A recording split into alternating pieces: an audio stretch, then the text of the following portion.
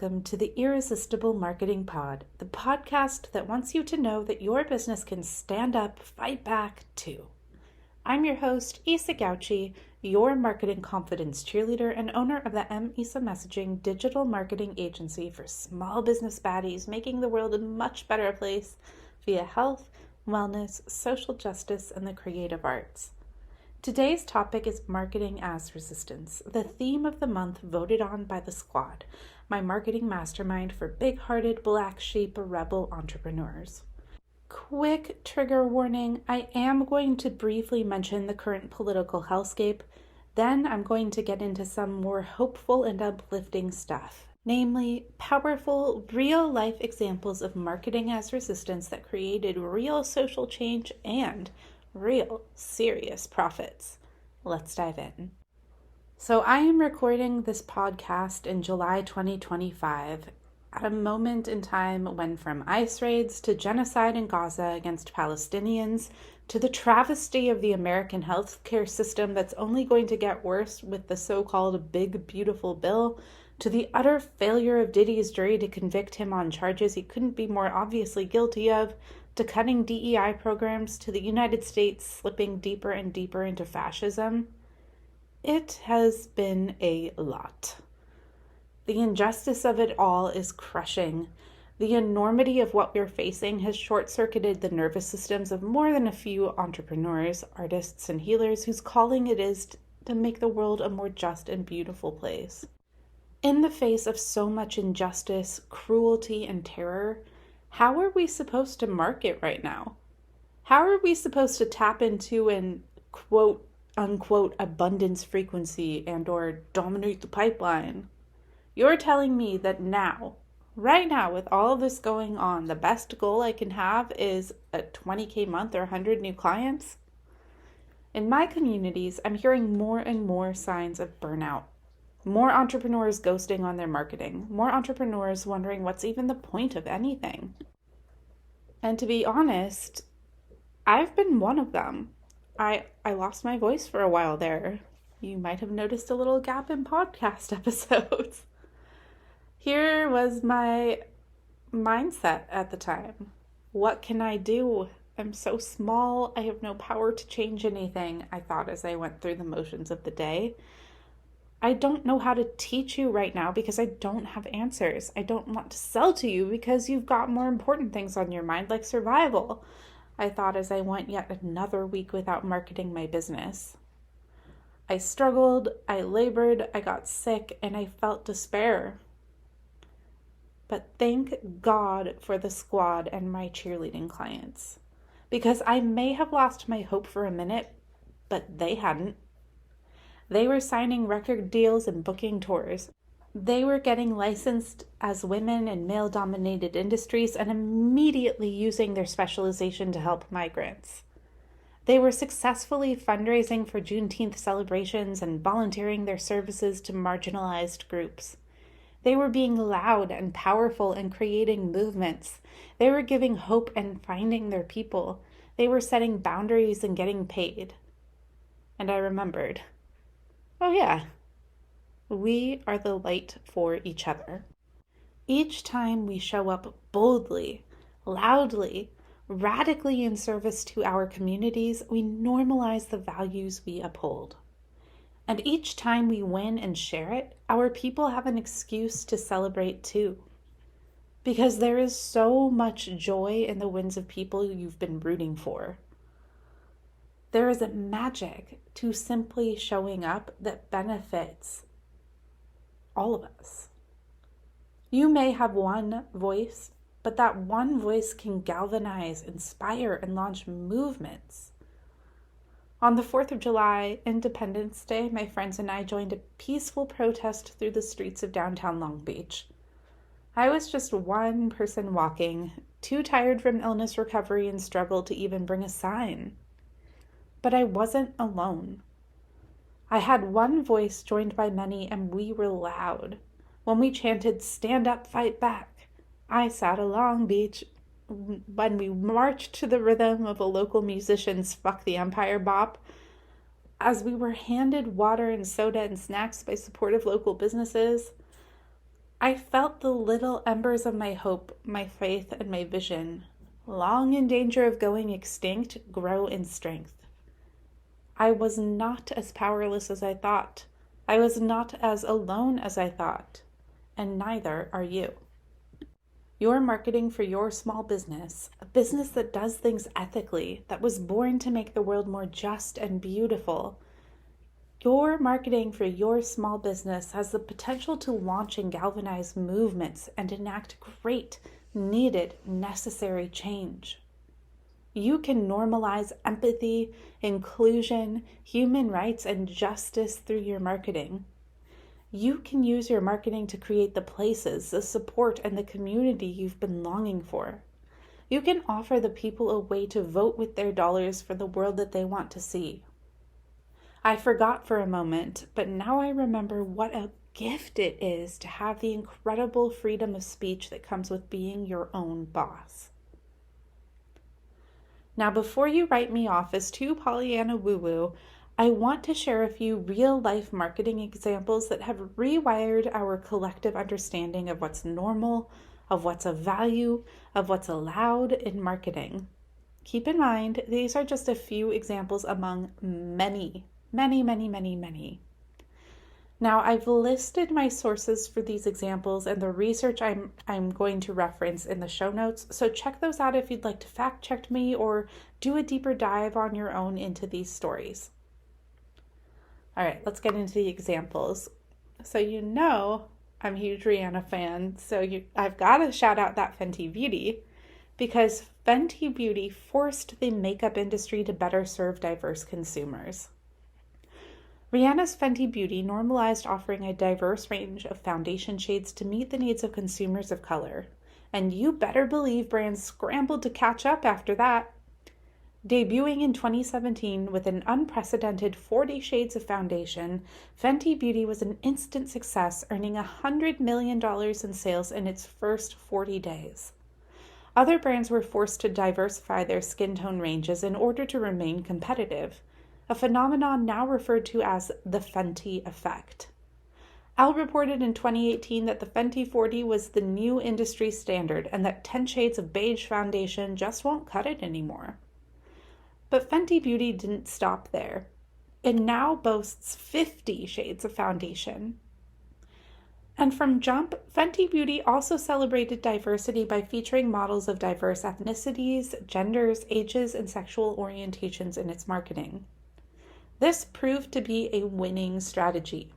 Forbes reported Fenty Beauty was conservatively valued at $2.8 billion in 2021, making it the highest valued celebrity beauty brand in the world. And for our next example, it's another one of Rihanna's brands, because we are going to talk about how Savage Fenty forever changed the quote-unquote model body. In the before times, that is before Rihanna's Savage Fenty exploded on the scene in 2018, it was not normal to see diverse people, body types, ages, genders, disabilities, and sexual orientations modeling lingerie. But now it sure is. The revolutionary Savage Fenty Volume 1 fashion show that dropped on Prime Video in 2019 made Victoria's Secret's extremely narrow definition of beauty and sexiness on display in its once beloved fashion shows look, well, offensively antiquated and out of touch. Exclusivity to whiteness, heteronormativity, and tall and skinniness was out and inclusivity was in, even in the world of lingerie marketing. Speaking of the lingerie giant, Victoria's Secret, mired in Me Too controversy and growing critiques about the lack of representation and diversity in their marketing, canceled their fashion shows from 2019 to 2022 and returned in 2023 with what many considered a rip-off of Savage Fenty's shows. But the public rewarded Savage Fenty for walking the talk of inclusivity. As Victoria's Secret flailed, Savage Fenty saw 200% revenue growth in 2020 and reached $1 billion valuation in 2021. Okay, third example, and with reluctance, I'm moving on from Rihanna's brands. All right, example number 3 of marketing as resistance. Patagonia put Trump on blast and sextupled sales the very next day. In late 2017, when President Trump signed proclamations to drastically reduce the size of two national monuments in Utah, outdoor gear company Patagonia responded by tweeting and replacing its homepage with the headline, "The President Stole Your Land," emblazoned in white font against a simple black screen. In an illegal move, the president just reduced the size of Bears Ears and Grand Staircase Escalante national monuments. This is the largest elimination of protected land in American history, the message continued. Then Patagonia sued the president. The company went on to join tribal nations, environmental, and local groups in suing the president to block the action. And quick aside on what's going on with that now. In 2021, President Biden signed executive orders to restore the previous boundaries of both national monuments, reversing Trump's proclamation. However, the protection of the land continues to face legal challenges. Now back to the story of "The President Stole Your Land," Patagonia's bold marketing statement. No stranger to environmental activism, the company's progressive stance paid off yet again. The day after the "President Stole Your Land" blast, Patagonia had 6 times the sales of a normal day. GQ reported that according to data from Slice Intelligence, sales were 7% stronger the week of the statement than they were the previous week, which included Cyber Monday. Now, I want to give a little afterword to this example because I want you to imagine what's possible if your bold, powerful marketing as resistance makes you some serious money. Imagine how much power that gives you to enact needed, necessary, helpful change in the world. So the afterword to this story is that in 2022, when Patagonia was valued at around $3 billion, founder Yvon Chouinard transferred ownership of the company to a specially designated trust and nonprofit organization that were created to ensure the company's independence and to ensure profits went to fighting climate change and to protect undeveloped land. All right. Next example is not so much a specific marketing move as much as simply walking the talk in public served as powerful marketing. So let's talk about Costco. Costco versus Target, in how these companies reacted to Trump's rollback of federal DEI programs and how the public rewarded them with profits or punished them with lack of profits. All right, so here's the dealio. Upon returning to office for his second term in January 2025, one of President Trump's first executive orders was to eliminate federal diversity, equity, and inclusion, or DEI programs, fulfilling a pledge he'd made during his campaign. Emboldened by this normalization of returning to racist and sexist workplace policies, companies like Meta, McDonald's, Walmart, Lowe's, Harley-Davidson, and Target announced plans to scale back or end some of their DEI programs. Other companies publicly upheld their commitment to DEI. While JP Morgan's CEO Jamie Dimon said JP Morgan's continued DEI efforts were quote-unquote 90% for profit, Costco took a moral stance. Here's what happened. At Costco's board of directors' unanimous urging, shareholders overwhelmingly voted to reject a proposal from conservative think tank National Center for Public Policy Research, NCPPR, to report on the quote-unquote risks associated with their DEI programs. In a message to shareholders prior to the vote, the board stated, "Our commitment to an enterprise rooted in respect and inclusion is appropriate and necessary. The report requested by this proposal would not provide meaningful additional information." Consumers rewarded Costco for upholding their support of DEI with months of increased foot traffic. And Costco reported a 7% increase in year-over-year sales through April 2025. All of this is in stark contrast to Target, a Costco competitor that rolled back its DEI initiatives and saw a marked decrease in foot traffic over the same period, lost $12.4 billion in market value at the end of February, and was the subject of several boycotts, including a 40-day consumer boycott led by Reverend Jamal Bryant with more than 100,000 signups. So the last example I want to share today is of the city of Portland and mine and my friends' favorite ice cream. So I know we just talked about some very big, mainstream, large-scale examples, but I wanted it to bring it home more to the local level, more to the personal level, and this is more just a walking the talk, upholding your values in public. It's not necessarily a marketing move, but it actually serves as incredible marketing that wins incredibly loyal, lasting fans and supporters of your business.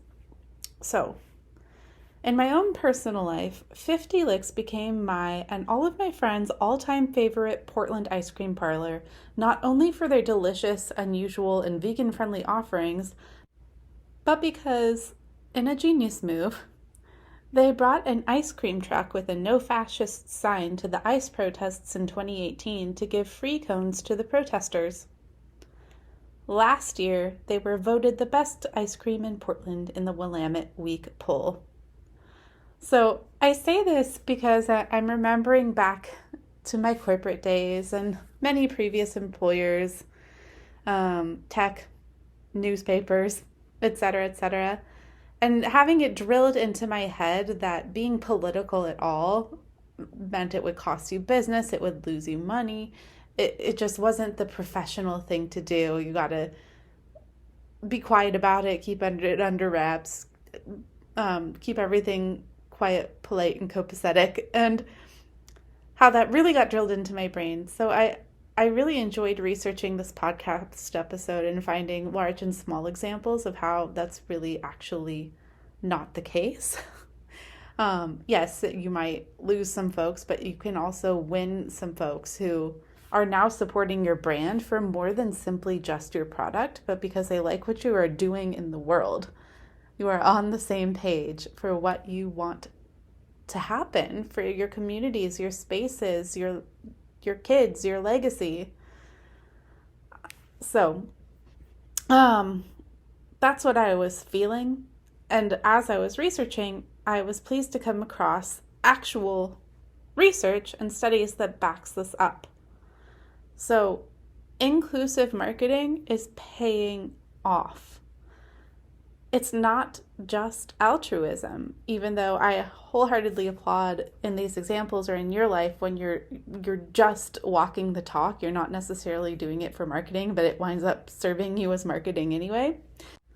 But even when you are intentionally marketing, it's not just altruism that is a solid motivator for this strategy, because the research, the data, is showing that it's actually a really solid business move. For example, a 2024 global study of 392 brands across 58 countries by the Unstereotype Alliance, an initiative convened by UN Women, found that inclusive advertising had a positive impact on business profit, sales, and brand value. The study found that inclusive advertising resulted in 5% higher shorter-term sales and 16% higher longer-term sales. Inclusive advertising resulted in 62% higher likelihood of being a consumer's first choice and 15% higher customer loyalty. And brands are catching on. According to a 2025 HubSpot survey, 63% of marketers reported that their primary place of employment invested in inclusive marketing, and 96% said that inclusive marketing had a positive impact on business. In other words, inclusion is profitable, which means that business leaders everywhere have the power to normalize inclusive values and practices via their marketing. We can profitably change the world for the better. So to wrap this up, I'd love to leave you with the thought of thinking from your future self back on the marketing your present self is choosing to make today, in this moment, in this political hellscape. What footprint do you want to leave with the words, with the work, with the messaging that you put out in the world? Because it's marketing today and it's your legacy later. Part of my burnout I mentioned earlier was wondering if I've gone too far. I didn't play it safe enough. I didn't sanitize my content enough. I was too radical. I was too political. I was too out there. I was wondering if I should have just stuck to marketing tactics and how-to step-by-steps and just content that was less polarizing and offensive.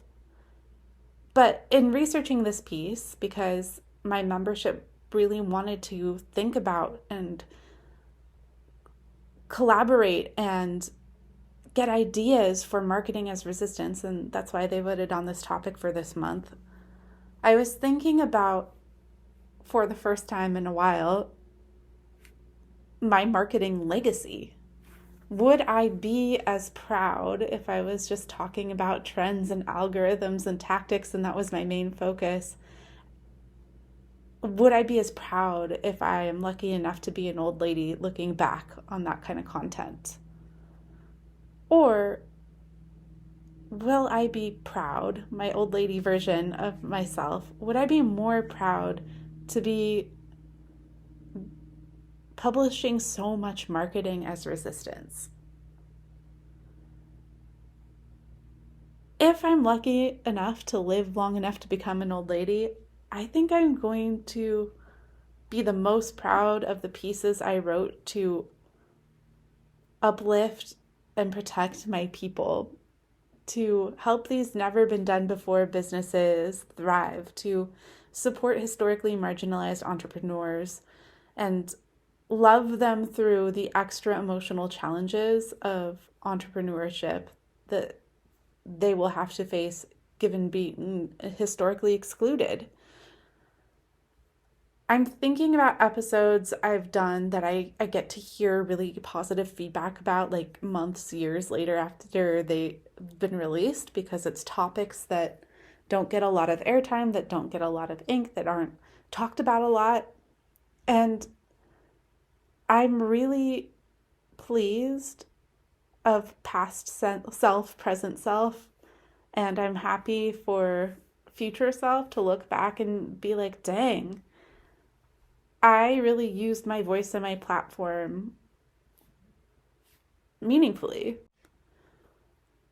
I've done podcast episodes on going beyond rainbow capitalism to walk the talk of supporting LGBTQ plus consumers, thinking through how to take fat phobia out of marketing, how we might adjust marketing and business best practices for those of us with chronic illness, opting out of hustle culture, and more.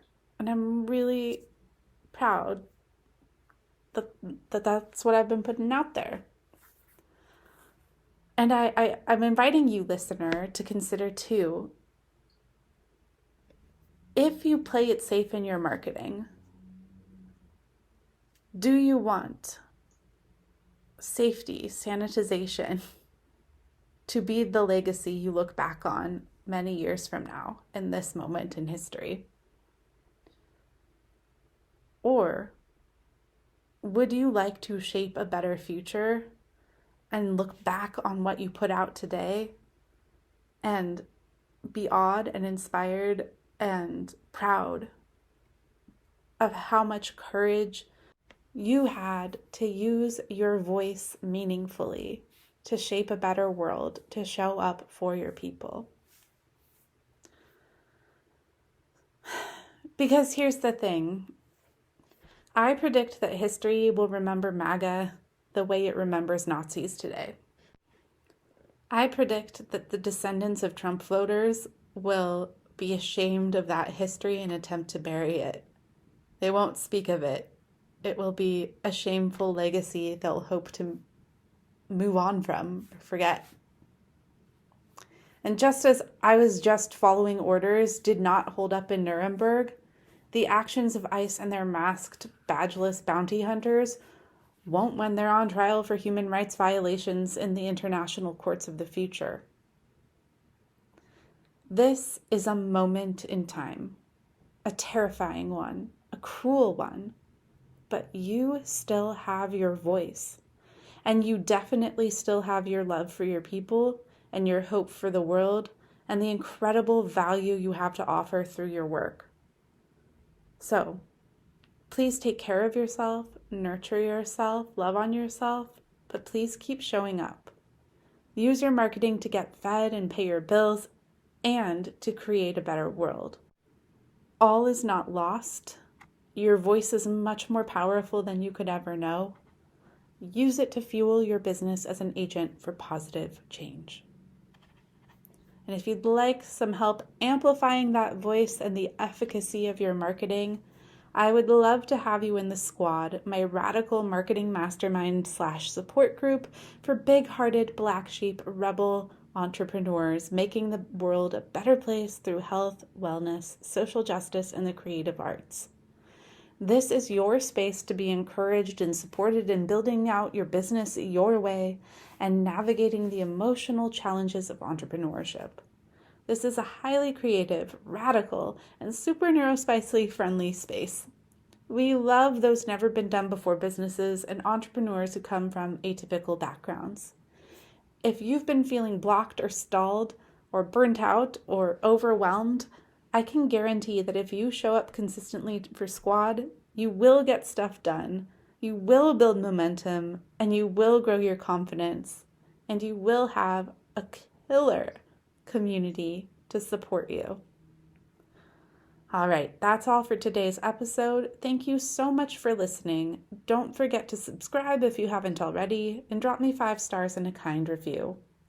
And if you have examples of marketing as resistance that inspire you, DM or email me. I'm happy to do a part 2 or even turn this into a series because researching these examples filled me with so much hope and inspiration, and I hope that they did the same for you. All right, lots of love.